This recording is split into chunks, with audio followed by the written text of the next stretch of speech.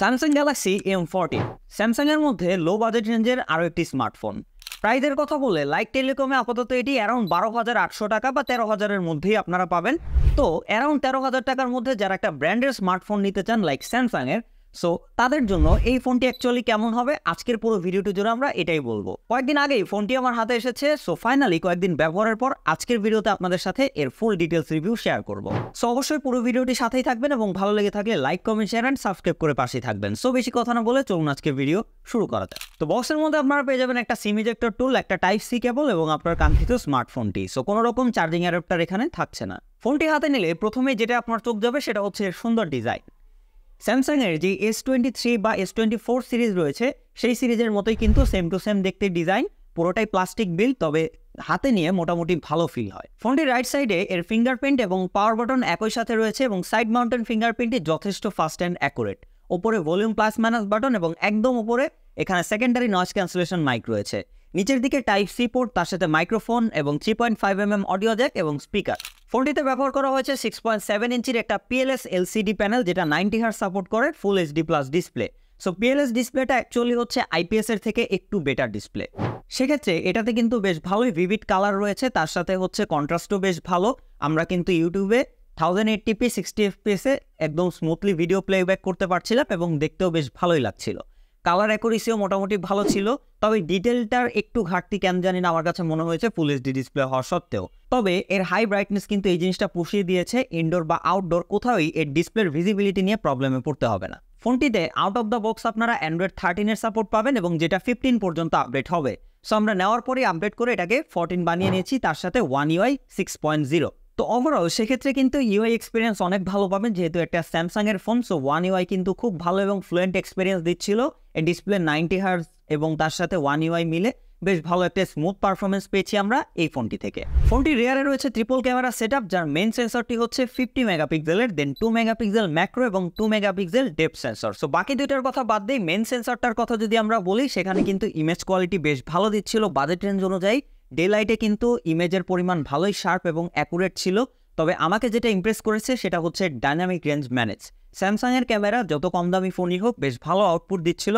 আমরা যদি আউটডোর ছবিগুলোর কথা বলি সেক্ষেত্রে কিন্তু ডাইনামিক রেঞ্জ বেশ ভালো মতোই ম্যানেজ করতে পারছিল এবং এটা আমাকে অনেক ইমপ্রেস করেছে। হিউম্যান পিকচারের ক্ষেত্রেও কিন্তু এর যে কালার অ্যাকুরেসি এবং হচ্ছে শার্পনেস সেটাও কিন্তু বেশ ভালো মতোই ধরে রাখতে পারছিল, তবে একটু বেশি ওয়ার্ম টোন দিচ্ছিল নর্মালের থেকে। এবং যদি আমরা পোর্ট্রেটের কথা বলি সেক্ষেত্রে কিন্তু এজ ডিটেকশন এবং তার সাথে হচ্ছে শার্পনেস দুইটাই বেশ ভালো পেয়েছি, স্যাম্পল দেখে আপনারা বুঝতে পারবেন। তবে একটু হতাশ করেছে ফ্রন্ট ক্যামেরা, নর্মাল ছবি মোটামুটি আসলেও একটু ফ্যাকাশে লাগে আমার কাছে। তবে আমরা যদি পোর্ট্রেটের ছবি তুলে খুবই স্মুথ করে ফেলে, ডিটেলের পরিমাণ নেই বললেই চলে। সো ফ্রন্ট ক্যামেরা দিয়ে আপনারা খুব একটা পোর্ট্রেট ইউজ করতে পারবেন না, তবে যদি নর্মালি ব্যবহার করেন মোটামুটি ইউজফুল বলা যায়, তবে খুব বেশি ভালো বলবো না এই বাজেটের মধ্যে এর ফ্রন্ট ক্যামেরা। ভিডিওর কথা বললে পেছনের দিকে আপনারা 1080p 60 fps এ ভিডিও করতে পারবেন, যেটা OIS বা EIS কিছুই না থাকার কারণে একটু শেকি ভাব আসবে। আপনারা যদি ট্রাইপডে ব্যবহার করেন মোটামুটি ইউজফুল ভিডিও পাবেন, তবে যদি হেঁটে চলে ব্যবহার করেন তাহলে কিন্তু খুব একটা ইউজফুল ভিডিও পাবেন না এর রেয়ার ক্যামেরা থেকে। এবং ফ্রন্ট ক্যামেরায় রয়েছে 1080p 30 fps পর্যন্ত সাপোর্ট, সেটা অ্যাভারেজ টাইপের। সো এখানে খুব বেশি বলার কিছু নেই, স্যাম্পল দেখে আপনারা বুঝতে পারবেন। ওভারঅল ক্যামেরা নিয়ে বললে আমার কাছে রেয়ার ক্যামেরা অবশ্যই এই বাজেটের মধ্যে বেশ ভালো মনে হয়েছে। আদার্স যদি আমরা তুলনা করি, যেমন Redmi 13C, Vivo Y70s এরকম টাইপের স্মার্টফোনের থেকে আমার কাছে এর ক্যামেরাটা কিন্তু বেশ ভালো মনে হয়েছে। পারফরমেন্সের কথা বললে ফোনটিতে ব্যবহার করা হয়েছে স্ন্যাপড্রাগনের 680, যেটা 6 ন্যানোমিটার আর্কিটেকচারে বিল্ড করা একটা অক্টাকোর প্রসেসর এবং তার সাথে Adreno 610 ব্যবহার করা হয়েছে এই ফোনটিতে। তার সাথে রয়েছে LPDDR4X RAM, এটা কিন্তু 4GB 6GB ভেরিয়েন্ট অ্যাভেলেবেল রয়েছে। আমাদের হাতেটা কিন্তু 4GB। সেক্ষেত্রে আমরা যদি AnTuTu স্কোরের কথা বলি তাহলে বেশ ভালোই এসেছে, যেটা হচ্ছে 3,46,000 সামথিং। সো ওভারঅল এই বাজেটের স্মার্টফোন থেকে এটা কিন্তু বেশ ভালোই বলা যায়। সেক্ষেত্রে যদি আমরা গেমিংয়ের কথা বলি, আমরা এটাতে মোটামুটি ফ্রি ফায়ার প্লে করে দেখেছি, সেক্ষেত্রে আমরা কিন্তু হাই গ্রাফিক্সেও এটা থেকে 60 fps বেশ ভালো মতোই প্লে করতে পারছিলাম, তেমন কোনো রকম ল্যাগের দেখা পাইনি। এবং আমরা এটাতে Asphalt 9ও খেলে দেখেছি, মোটামুটি স্মুথলি প্লে হচ্ছিল এবং গ্রাফিক্সের কথা বলে সেটাও কিন্তু বেশ ভালোই ছিল। তার সাথে ডে টু ডে যেসব অ্যাপ্লিকেশনগুলো রয়েছে, যেমন হচ্ছে আমরা যদি ব্রাউজিং করি, ফেসবুক, ইউটিউব ব্যবহার করি, হোয়াটসঅ্যাপ ব্যবহার করি, সেগুলো বেশ ভালো মতোই স্মুথলি প্লে করা যাচ্ছিল। র্যাম ম্যানেজমেন্টেও কোনো রকম প্রবলেম দেখিনি নর্মালি 4GB বা 6GBর ক্ষেত্রে। ওভারঅল পারফরমেন্সের কথা বললে যারা টুকটাক ইউজের জন্য বাজেট রেঞ্জের মধ্যে একটা ফোন খুঁজছেন তাদের জন্য বেশ ভালো পারফরমেন্স দিতে পারবে এই ফোনটি। ব্যাটারি হিসেবে ফোনটিতে রয়েছে 5000 mAh ব্যাটারি এবং তার সাথে কিন্তু 25 ওয়াটের ফাস্ট চার্জিং সাপোর্ট রয়েছে। আলাদা করে আপনাকে অ্যাডাপ্টার কিনে নিতে হবে কারণ বক্সে কোনো অ্যাডাপ্টার থাকছে না।